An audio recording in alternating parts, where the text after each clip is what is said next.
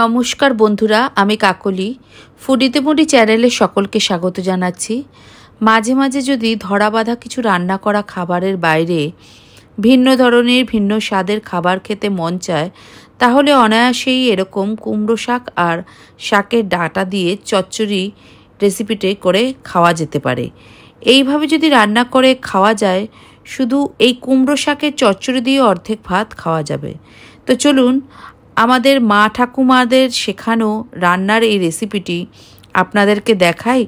ভালো লাগলে নতুন বন্ধুরা চ্যানেলটিকে সাবস্ক্রাইব করে দেবেন আর পুরনো বন্ধুরা সঙ্গে থাকবেন।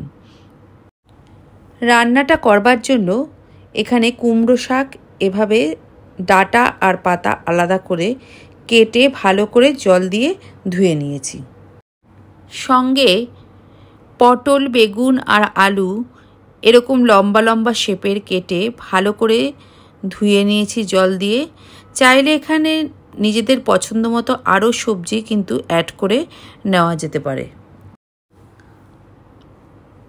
আর রান্নাটার জন্য লাগছে লবণ, হলুদ, মিষ্টি, 2 টেবিল চামচ পোস্ত বাটা, লাল লঙ্কার গুঁড়ো আর 2 টেবিল চামচ সাদা সর্ষে বাটা। এছাড়াও এখানে বিউলির ডালের ছোট ছোট বড়ি নিয়েছি, যেটা ভেজে ব্যবহার করব। ফোড়নের জন্য 5 ফোড়ন, শুকনো লঙ্কা, তেজপাতা আর গোটা 2 কাঁচা লঙ্কা। গ্যাসে কড়াই বসিয়ে গরম হলে পরে কড়াই তাতে সর্ষের তেল দিচ্ছি। গরম তেল কড়াইয়ে চারিপাশে লাগিয়ে নিয়ে বড়িগুলোকে দিয়ে দিচ্ছি এবং বড়িগুলোকে একটু লাল লাল করে ভেজে একটা পাত্রে তুলে নিচ্ছি। প্রথমে বেগুন কড়াইতে দিয়ে ভাজবো। বেগুন যেহেতু একটু নরম হয়, তাই বাকি সবজির সাথে সাঁতলাবো না, তাতে করে বেগুন গলে সবজির সাথে একদম ঘেটে যেতে পারে। আলাদা ভেজে তুলে আমি সবজির শেষে বেগুন ব্যবহার করব। অল্প লবণ সহযোগে একটু লাল লাল করে বেগুন ভেজে তুলে নিচ্ছি। কড়াইতে আরও একবার তেল দিয়ে দিচ্ছি এবং যেহেতু কড়াই গরম, তাই তেলটাও গরম হয়ে গেছে খুব তাড়াতাড়ি। তাতে শুকনো লঙ্কা আর তেজপাতা ফোড়নের জন্য দিচ্ছি, সঙ্গে 5 ফোড়নও দিয়ে দিচ্ছি। একটু খুন্তি দিয়ে নাড়াচাড়া করে দিয়ে দেব আলু আর পটল। একটু শাকগুলো সবজি সহ এদিক ওদিক করে নিচ্ছি।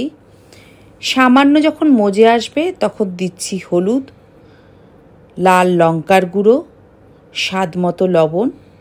এবারে খুন্তি দিয়ে ভালো করে হলুদ, লঙ্কার গুঁড়ো, লবণ শাক ও সবজির সাথে মিশিয়ে নেব এবং একটা ঢাকনা দিয়ে ঢেকে দেব, যাতে করে ভাপে ভাপে নরম হয়ে যায় সবজি। অনেকটাই নরম হয়ে এসেছে শাক। 2 কাঁচা লঙ্কা আর অল্প জল দিচ্ছি। তবে আরও একটু শাক কিন্তু মজাতে হবে, তাই আরও কিছুক্ষণ ঢাকনা দিয়ে ঢেকে পাক করব।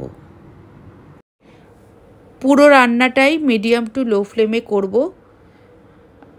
প্রায় 7-8 মিনিট অপেক্ষার পর ঢাকনা খুলে দেখে নিচ্ছি। কুমড়ো পাতা দেখে তো মনে হচ্ছে পুরোটাই মজে গেছে এবং ডাঁটা ও সবজিও অনেকটা মজে এসেছে। শাকের ভিতরে কিছুটা জলো জলো ভাবটা রয়েছে এখনো, মানে জল আছে কিছুটা। তাই এই সময়ই বাকি মশলা মানে সর্ষে বাটা দিয়ে দেব, সঙ্গে দেব পোস্ত বাটা আর দিয়ে দেব স্বাদ মতো মিষ্টি। খুন্তি দিয়ে আবারও সমস্ত উপকরণগুলোকে সবজির সাথে ভালো করে মিশিয়ে নেব এবং ঢাকনা দিয়ে আর একবার ঢেকে দিই, যাতে সবজিগুলো আর একটু মজে তো যাবে এবং মশলাগুলো সবজির মধ্যে ঢুকে যাবে। কিছু সময় অপেক্ষা করব। মিনিট 5 থেকে 7 ভালোভাবে পাক হওয়ার পর এবার বড়ি আর বেগুন শাকের দিয়ে ভালো করে মিশিয়ে নেব। হয়েই এসেছে একটা সুন্দর কিন্তু কুমড়ো শাকের রান্নার গন্ধও বেরিয়েছে। নামানোর আগে একটু কাঁচা সর্ষের তেল ওপর থেকে ছড়িয়ে দিচ্ছি। এই সর্ষে পোস্ত বাটায় কাঁচা তেলের গন্ধ ও স্বাদ কিন্তু বেশ ভালো লাগে।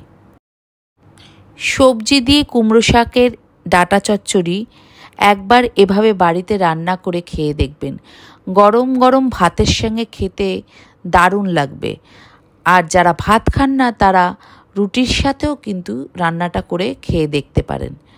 রান্নাটা যদি ভালো লাগে তাহলে লাইক, শেয়ার, সাবস্ক্রাইব করে দেবেন। পাশের বেল আইকন প্রেস করে দেবেন যাতে করে নতুন কোনো ভিডিওর নোটিফিকেশন আপনাদের কাছে পৌঁছে যায়। কমেন্ট বক্সে জানাবেন কেমন হলো। দেখা হবে নতুন কোনো ভিডিওতে নতুন কোনো রেসিপির সঙ্গে। ভালো থাকবেন, সুস্থ থাকবেন, আনন্দ থাকবেন, অবশ্যই আমার সঙ্গে থাকবেন। ধন্যবাদ।